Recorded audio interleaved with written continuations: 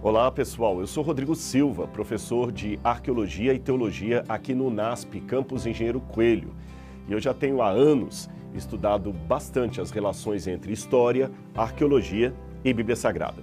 Então nessa série de vídeos que nós vamos começar agora, você vai descobrir juntamente comigo alguns mistérios da história da Bíblia que só puderam ser revelados por meio do trabalho arqueológico de homens e mulheres que incansavelmente dedicaram sua vida a entender melhor a Bíblia e o seu contexto histórico.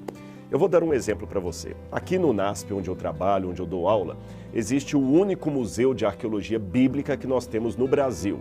Na verdade, algumas coleções, mas assim com um acervo tão grande dedicado à historiografia bíblica, esse acaba sendo o único, por enquanto eu espero. E entre as peças que nós temos aqui, aquela que eu destaco como sendo, quem sabe, a princesa de todas as peças, é esse tijolo aqui. Você está conseguindo ver bem aí? Eu vou contar a história, como é que esse tijolo chegou aqui no UNASP. Nós temos aqui vários exemplares de escrita cuneiforme. O que é escrita cuneiforme? É a primeira forma de escrever da humanidade. Ela começou com os sumérios, lá na região da Mesopotâmia, que hoje seria parte do Iraque e da Síria. Ela é chamada de escrita cuneiforme porque eles aproveitavam, enquanto a argila estava molhada ainda, úmida, e faziam pequenos traços nela, pequenas cunhas, e assim escreviam de maneira silábica. Por isso chamou-se posteriormente de escrita cuneiforme. Quando os babilônios vieram, os babilônios também usaram a escrita cuneiforme. Pois bem, e o que esse tijolo tem a ver com tudo isso? Se você observar, ele tem 3 linhas aqui com esse tipo de escrita cuneiforme. E um belo dia eu estava aqui no museu, vendo algumas peças, apresentando para algumas pessoas, quando um professor de história aposentado chegou e começou a prestar atenção. Quando ele viu aqueles tabletes com escrita cuneiforme, ele falou assim: eu tenho um tijolo lá em casa com esses desenhos aí. Eu vou doar para vocês. Quando ele falou aquilo, é lógico que a minha atenção subiu a 1000.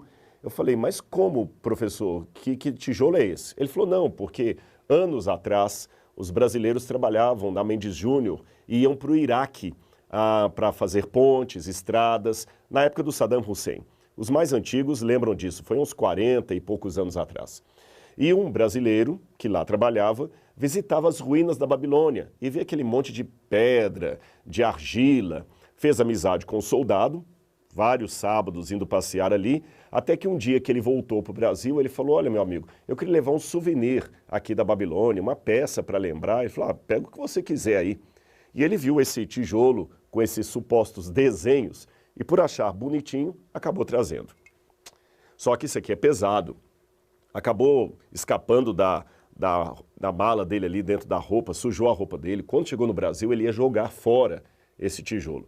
Mas a esposa, bem sábia, falou: não, meu amor, não jogue fora, não. Por que você não dá esse tijolo, ou doa para o professor Paulo Barbosa, aquele que veio depois aqui ao museu, para que ele possa usar em sala de aula, como ilustração da Babilônia? Ele doou, o professor pegou o tijolo, levou para a sala de aula, ficou 30 anos com esse tijolo, levou às vezes em acampamento para as pessoas verem. E quando ele veio conhecer aqui o museu, ele resolveu doar para nós. Quando eu peguei o tijolo, eu falei: professor, isso aqui não são desenhos, isso aqui é escrita cuneiforme acadiana. Ele falou: é escrita? Então o que está escrito aí? Eu falei: não dá para eu ler como você lê a Folha de São Paulo, o Diário da Tarde. Mas eu consigo decifrar, porque uma das tarefas da arqueologia é o estudo de línguas antigas. Então a gente estuda, por exemplo, a língua dos faraós, a língua hieroglífica, estuda o acadiano, o sumeriano. Aqui está em acadiano. E quando eu decifrei as 3 escritas, aqui na frente tem como se fosse um asterisco. E depois você tem um nome silábico, Nabucodonosor, que é nada mais nada menos o nome de Nabucodonosor, o rei da Babilônia. As 3 linhas estão escritas assim: eu sou Nabucodonosor, rei da Babilônia, provedor dos templos de Eságuila e Êsida, e a última, que está meio borrada aqui, seria filho primogênito de Nabopolassar, rei da Babilônia. Depois eu publiquei a tradução desse tijolo numa revista indexada, numa revista científica, e mais tarde veio uma outra oportunidade. Qual foi? Através de um contato com a USP, porque o meu segundo doutorado foi na USP, foi um doutorado em arqueologia clássica, eu comecei uma série de investigações de pesquisa com o IPEM, que é um laboratório que fica umbicado dentro da USP, e ele tem um reator nuclear que faz pesquisa inclusive em cerâmicas. E é possível, através da termoluminescência, uma técnica sofisticada, saber a data de uma cerâmica. Então, se você olhar aqui embaixo do tijolo, tem alguns furinhos que nós fizemos aqui junto com o pessoal lá do IPEM, na USP. Fizemos esses furinhos, coletamos material aqui da cerâmica, do barro que foi feito esse tijolo e levamos para análise laboratorial. Só que o que surpreendeu é que a termoluminescência mostrou que esse tijolo teria 2.300 anos, ou seja, ele seria mais ou menos de 300 anos antes de Cristo. Mas aí eu tenho um problema. Qual o problema? É que, segundo a história, Nabucodonosor, aquele mencionado na Bíblia Sagrada, viveu 600 anos antes de Cristo. Então esse tijolo estaria com uma data de 3 séculos depois de Nabucodonosor. Como resolver esse enigma? Foi aí que o professor Munita, lá da USP, ele falou comigo assim, olha, Rodrigo, é fácil entender isso aqui. A termoluminescência data a última queima da cerâmica. Em outras palavras, se eu tiver um vaso de barro de 2.000 anos, mas ele for submetido a um incêndio há 300 anos atrás, a técnica vai dar que ele tem 300 anos, porque essa técnica, ela se vale da última queima intensa que a cerâmica sofreu. E ele perguntou, será que não há na história nenhum registro de incêndio na Babilônia? Aí eu me lembrei que no Museu Britânico, lá de Londres, existe um tablete com inscrição cuneiforme que fala que o templo de Eságila da Babilônia foi reconstruído por ordem de Alexandre porque ele foi incendiado. O tablete está parcial e nós não sabemos se quem mandou botar fogo no templo de Eságila, se foi Alexandre ou se foi um de seus generais. Mas o fato é que, a partir desse tablete que está lá em Londres, olha bem como é que a pesquisa vai fazendo contatos. Eu cheguei à conclusão que esse artefato aqui pertencia ao templo de Eságila, porque o templo de Eságila foi o único edifício destruído por um incêndio na Babilônia e reconstruído. E se ele pertencia ao templo de Eságila, ele estaria como uma inscrição pública no templo que abrigou utensílios de Jerusalém. Olha o que a Bíblia diz, olha como é que as peças vão ligando com a Bíblia Sagrada. Livro de Daniel, capítulo 1. Depois você lê aí na sua Bíblia. No 3º ano do reinado de Jeoaquim, rei de Judá, Nabucodonosor, rei da Babilônia, veio a Jerusalém e a sitiou. O Senhor entregou nas mãos dele Jeoaquim, rei de Judá, e alguns dos utensílios da casa de Deus. Nabucodonosor levou esses utensílios para a terra de Sinar, para o templo do seu Deus, e os pôs na casa do tesouro do seu Deus.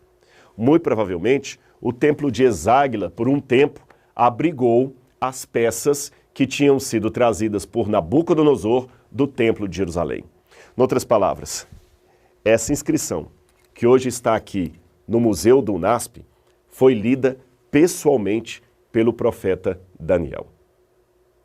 Ele entrou, ou pelo menos passou na porta, do museu que abrigava os utensílios do templo destruído de Jerusalém.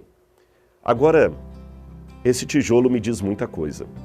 Eu fico imaginando Daniel lendo pessoalmente essa inscrição pública aqui e num sentimento de terrível humilhação, questionando por que Deus permitiu a destruição de Jerusalém, do templo, por que Deus permitiu aquilo?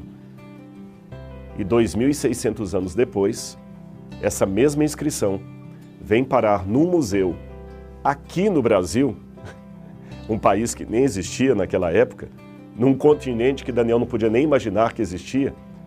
Esse tijolo vem parar aqui com a mesma inscrição, mas num novo significado, mostrando que a Bíblia procede do ponto de vista histórico e o Deus de Daniel está sendo cultuado até hoje e o livro de Daniel sendo estudado, lido e divulgado, como aqui nesse vídeo.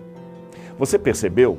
Não é tão simples entender a Bíblia sem entender o passado, o contexto da Bíblia.